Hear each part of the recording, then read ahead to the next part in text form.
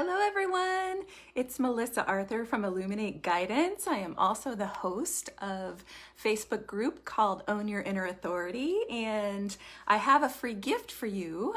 The Own Your Inner Authority Quick Start Guide is available for download. You can click on your screen to get that. And I wanted to hop on here live today to talk with you a little bit about 3 things that stand in the way, particularly for women, of our making progress in our own lives and trying new things. I've noticed these 3 things and dealt with them in my own life, and I notice them again and again in my clients. And so I wanted to hop on here and just address them in hopes that if some of you are stuck on some of these things, that this will be a nudge to move you forward.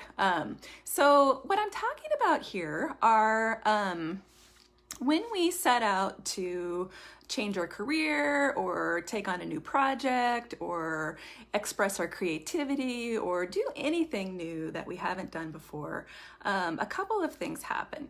One is that we don't always own our own expertise. The second is that we remember, internalize, and ruminate on every failure that we've ever had, and it turns into a lingering fear that keeps us from getting stuck.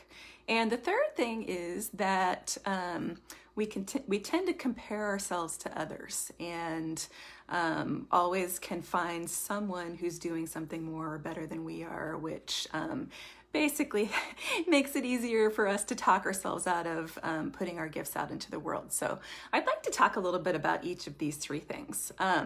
So there was a study that came out recently. I think it was called something like the Confidence Code, and it talked about how in any given job application, women will apply if they meet 100% of the qualifications, and men will apply if they meet 60% of the qualifications. And that is a pretty big gap. And I have experienced in my own life that I don't always own my expertise. And I've told this story before, but I feel like I have to have a PhD and 30 years experience before I'll, teach a class. And that used to be the case for me. I have a couple of good friends who I consider to be mentors who've asked me to teach with them. And I was just like, what? Me? I've only been studying this stuff for, in each case, at least 10 years. And I would say, I'd really be happy to support you with that. And they're like, no, we're ready for you to teach this. And so I really had to look at that and own that I did have that expertise, and that it was time for me to stop hoarding it and continuing learning and taking classes and reading books and really use what I had learned to share and help others. And so really owning that I know what I'm doing, having that confidence that I know what I need to do to be effective in this situation is hard for us sometimes, and it's definitely something to look at. Another thing that this article shone light on is that women tend to really internalize our failures and ruminate on them, and those failures really turn into fear. And every time we think about taking a step back out away from safety, that fear can just be crippling. And I guess what I would like to invite you to think about is that the way that our brains operate is not necessarily the way that they were designed to operate in this world. I guess a clearer way of saying that is that the world we're living in is not what we were designed to necessarily be doing day to day from a biological perspective. And there is a part of our brain, kind of a more primitive part, you call it the ego mind or the lizard brain, or, not to get too technical, but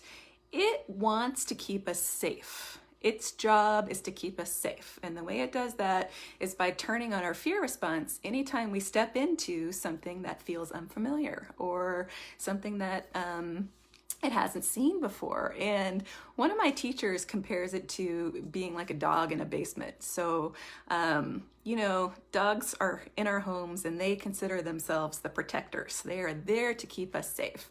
But if they're in the basement, you know, they're taking their job seriously. When the doorbell rings, they're going to react and they're going to say, danger, danger, danger, no matter if it is the person we love the most in the world, the best opportunity ever, or something really wonderful at that door. They're going to say danger because it's unfamiliar and their job is to protect us. And in some ways, our brain will do that to us when we step out of our comfort zone and away from, you know, known territory. And so it takes a lot of practice, but I think understanding that we can look at our brain as an observer and not necessarily always get caught up in the stories that it's telling us and say, hey, thank you for working so hard to protect me, but I've got this. I'm confident, I'm moving forward, and I'm going to do this, right?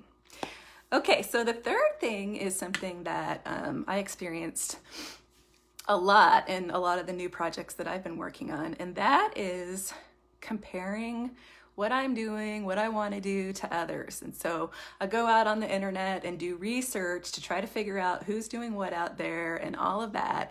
And you know, many of you may have had this experience. What happens immediately is that everyone's doing what I want to do. I had this super creative idea and it's already being done in a million awesome ways, right?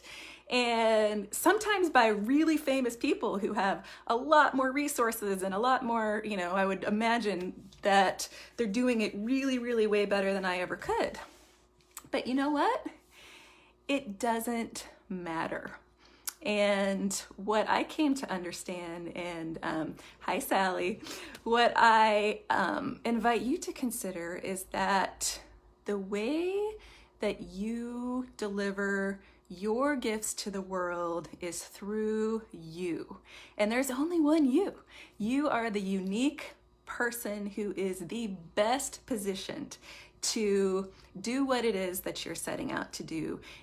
And you are going to serve the world and serve people and attract those who are ready to receive your gifts in your own way.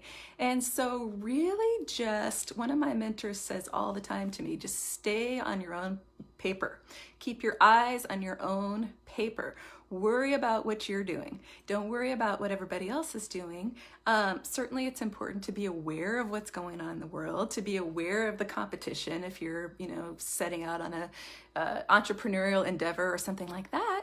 But, you know, people don't buy your years of study and credentials and all of that. Oftentimes they are attracted to what it is you're putting out there because they're attracted to you, to your way of communicating, to your ideas, to your spirit, to your energy, to your spark, and what you're bringing to it as an individual. And so if you are struggling with any of these three things, I think just being aware that these are common, these are things we all struggle with, and that they're things that we can work with is really important. And just to really sit down and own your inner authority to deliver your gifts to the world in your own unique way. If you want to create a project, if you want to write a blog, if you want to start a business, if you want to make a painting, if you want to serve your neighbors or your community or anything that you want to do it in your way and to do it the best way that you know how, and to understand that that is what the world is calling for. And your gifts are too important to let three little things like not owning your expertise, you know, being fearful of failure, and comparing yourself to everybody else. Those are small. Don't let those things get in your way. You have too much to share with the world. I hope this has been helpful for you, and if I can be a resource for you, please let me know. I will drop my breakthrough call link in the chat and invite you to book a call with me. I hope you have a beautiful day. Bye.